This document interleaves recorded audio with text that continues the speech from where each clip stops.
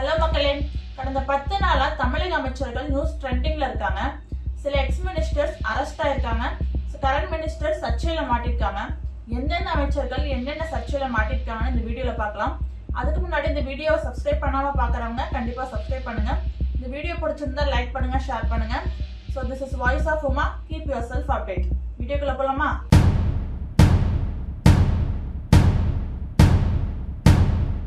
Okay, நம்ம லிஸ்ட்ல ஃபர்ஸ்டா இருக்கிறது எக்ஸ் மினிஸ்டர் ஏவா வேலு. வஜ்ரவேலு தான் அவரோட இயற்பெயர்.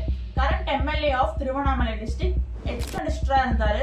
ஏவா வேலு அவர்கள் 2001ல இருந்து 2026 வரைக்கும் திருவண்ணாமலை டிஸ்ட்ரிக்ட் ஸ்டேட் எலெக்ஷன்ல தொடர்ந்து 6 முறை ஜெயிச்சு 6வது முறையா சட்டமன்ற உறுப்பினரா இப்ப இருக்காரு.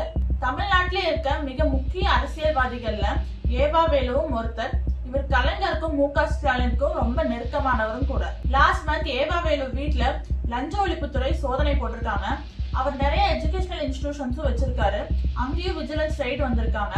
திருவண்ணாமலை டிஸ்ட்ரிக்ட்ல சரஸ்வதி அம்மாள் எஜுகேஷனல் ட்ரஸ்ட் வச்சிருக்காரு. அதை ரன் பண்றது அவரோட ஒய்ஃப் சங்கரி வேலு அவர்கள். அது மட்டும் இல்ல, Aruna engineering college, medical college, பார்மசின்னு ஒரு 200 ஏக்கர் கொண்ட எஜுகேஷனல் இன்ஸ்டிடியூஷன்ஸ் அவர் ரன் பண்ணிட்டு இருக்காரு.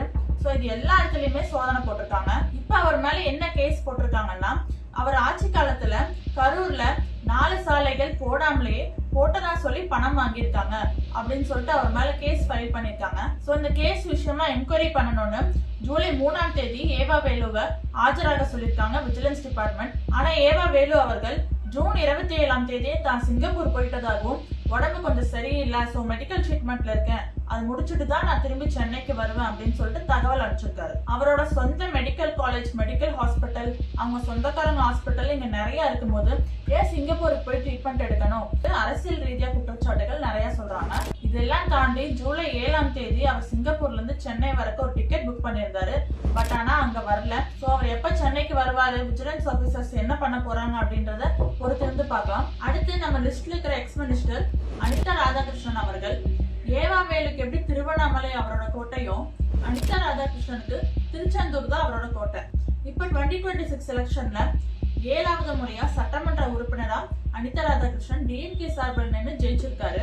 2021ல இருந்து 26 வரைக்கும் டிஎம்கே ஆட்சி காலத்துல கால்நடை பராமரிப்பு அமைச்சராகவும் மீன்வளத்துறை அமைச்சராகவும் பதவியில இருந்தாரு. இப்ப இவர் மேல என்ன கேஸ்னா, பொதுக்கூட்டத்துல முதலமைச்சர் விஜய அவதூறா பேசிட்டாரு. அவரோட தனிப்பட்ட வாழ்க்கையை கேலி செய்யும் விதமா பேசியிருக்காரு. சோ அதனால காவல்துறையினால் அவர் கைது செய்யப்பட்டார். பின் அடுத்த நாளே நிபந்தனை ஜாமீன் மூலமா வெளியே வந்துட்டாரு. அவர் என்ன பேசியிருக்காரு, எதனால அப்படி பேசியிருக்காரு, எப்படி வெளியே வந்திருக்காரு, இந்த மாதிரி ஃபுல் டீட்டெயிலான வீடியோ எனக்கு முன்னாடியே போட்டிருக்கேன். ஸோ அதுக்கு உண்டான லிங்க் நான் டிஸ்கிரிப்ஷன்ல கொடுக்குறேன், கண்டிப்பா எல்லாரும் போய் பாருங்க. லிஸ்ட்ல 3rd இருக்க அமைச்சர் மரியா வில்சன் அவர்கள். TV case current financial minister of Tamil Nadu. இவர் எல்லாருக்கும் தெரியும், கொஞ்ச நாளுக்கு முன்னாடி தமிழகத்தோட பினான்சியல் ஸ்டேட்டஸ வெள்ளை அறிக்கை மூலமா வெளியிட்டாரு. மரியா வில்சன் அவர்கள் இப்ப 2026 சட்டமன்ற தேர்தல்ல சென்னையில ஆர்கே நகர் தொகுதியில நின்று எம்எல்ஏவா ஜெயிச்சிருக்காரு. இப்ப இவர் மேல என்ன கேஸ்னா, 2022ஆம் ஆண்டுல தன்னோட சொந்த சகோதரனை வீடு புகுந்து தாக்கியிருக்காரு சொத்து பிரச்சனையின் காரணமா. இப்ப அதனோட வீடியோல வெளியா இருக்கு. அதுல ஆக்ரோஷமாவே அவர் தாக்கியிருக்காரு, பேசியிருக்காரு.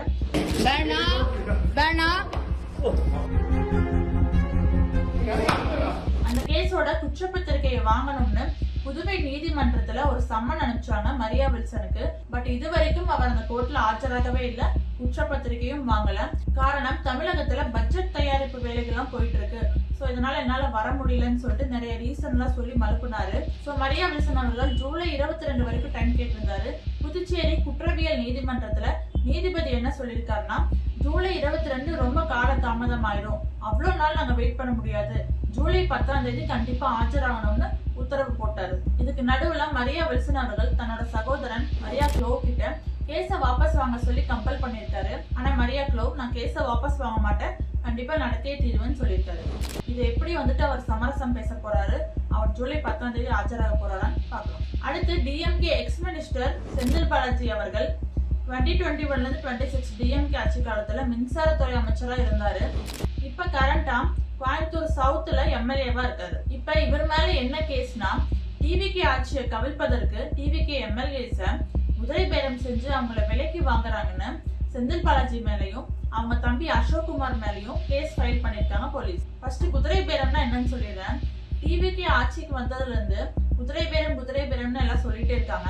ஆக்சுவலி என்ன மீனிங்னா, இப்ப பணம் கொடுத்து ஒரு எம்எல்ஏவை ஒரு கட்சியில இருந்து இன்னொரு கட்சிக்கு இழுக்கிறது, அதுக்கு பேர் தான் குதிரை பேரம்னு சொல்லுவாங்க.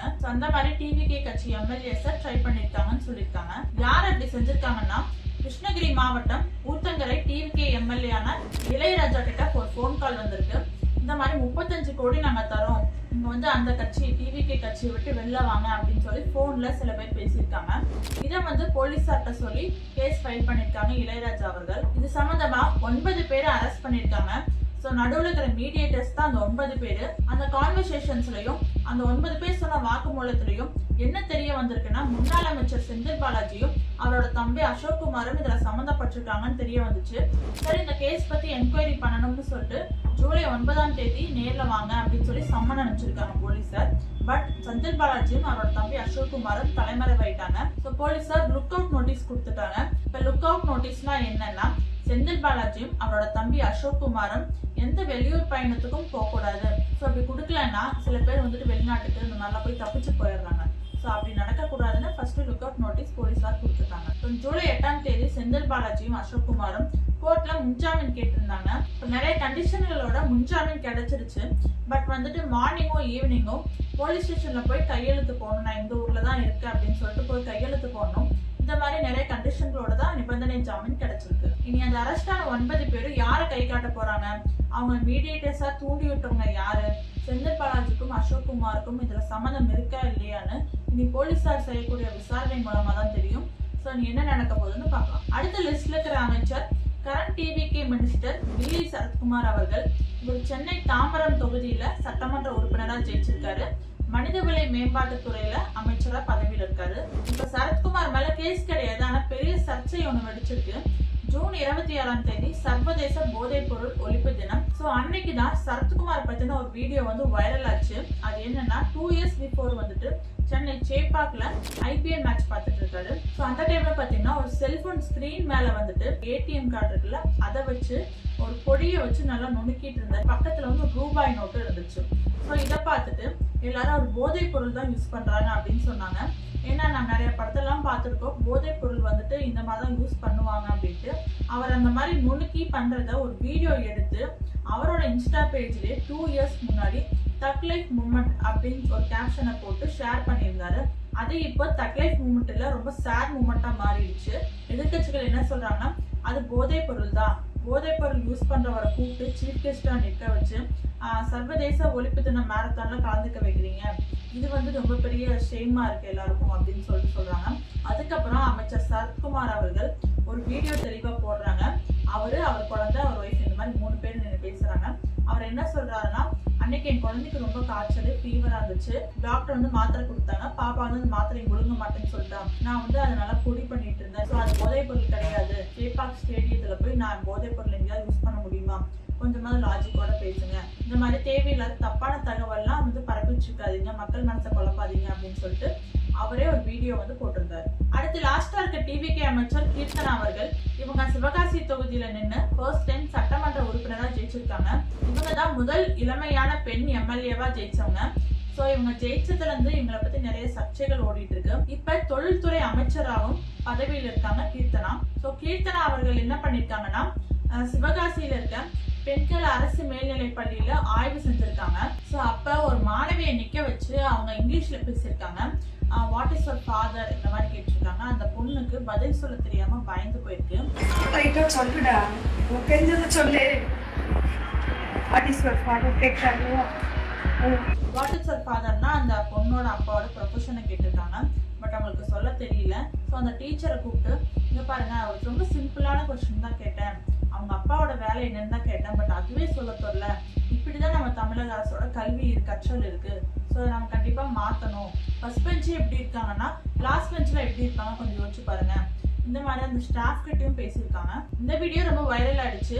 ஒரு பள்ளிக்கூடத்துக்கு ஆய்வுக்கு போனாங்கன்னா அங்க இருக்க இன்ஃப்ராஸ்ட்ரக்சரை தான் பார்க்கணும், அந்த பாத்ரூம் ஃபெசிலிட்டி எப்படி இருக்குன்னு பார்க்கணும், சாப்பாடு செய்யற இடம் எப்படி இருக்குன்னு பார்க்கணும். இதெல்லாம் விட்டுட்டு ஒரு மாணவியை நிக்க வச்சு இப்படி அவங்க புரியாத மொழியில வந்து கேள்வி கேட்டு அவங்கள வந்து சங்கடப்படுத்துறது ரொம்ப தப்புன்னு சொல்லி நிறைய எதிர்கட்சிகளும் அரசியல் தலைவர்களும் கண்டனம் தெரிவிச்சிருக்காங்க. ஸோ எதிர்கட்சி தலைவரான உதயநிதி ஸ்டாலின், அப்புறம் இதுக்கு முன்னாடி கல்வி அமைச்சராக இருந்த அன்பில் மகேஷ் அவர்கள் இது என்ன ஃபர்ஸ்ட் பெஞ்சு லாஸ்ட் பெஞ்சுன்னு சொல்லிட்டு மாணவர்களுக்கு இடையே பாகுபாடு ஏற்படுத்துறாங்க அப்படின்னு சொன்னாங்க. ஸோ இப்போ கரண்ட் எஜுகேஷனல் மினிஸ்டராக இருக்கிற ராஜ்மோகன் என்ன சொல்லியிருக்காங்கன்னா, கீர்த்தனா அவர்கள் தப்பான மோட்டிவ்லாம் ஒன்றும் கேட்கல, அவங்களும் அரசு பள்ளியில படித்தவங்க தான், தமிழ் வழி கல்வியில படித்தவங்க தான், அவங்களுக்கு நடந்த சவால்களும் சிக்கல்களும் மற்ற குழந்தைகளுக்கு நடக்கக்கூடாது.